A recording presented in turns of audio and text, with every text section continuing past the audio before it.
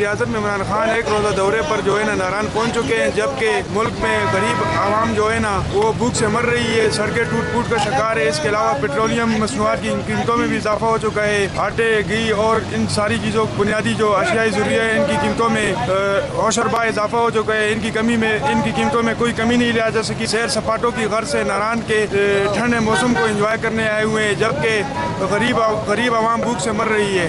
اسلام آباد میں جو سینٹ کے اجلاس اور قومی اسمبلی کے اجلاس میں جو ہے نا اپوزیشن اور حکومت آپس میں ہنگامہ آرائی کر رہی ہے۔ وزیر اعظم عمران خان کو عوام کے لیے بڑے پیکج کا اعلان کرنا چاہیے اور عام اشیاء خوردنوش پر سبسڈی دینی چاہیے۔ اشیاء خوردنوش کی قیمتوں میں دن بدن اضافہ ہوتا جا رہا ہے، عوام کی خود ہی خرید جواب دے چکی ہے، جبکہ غریب عوام جو ہے نا اشیاء خوردنوش خریدنی دسترس سے باہر ہے۔ بیروزگاری حد سے بڑھ چکی ہے، نوجوان طبقہ بے روزگاری کا شکار ہے۔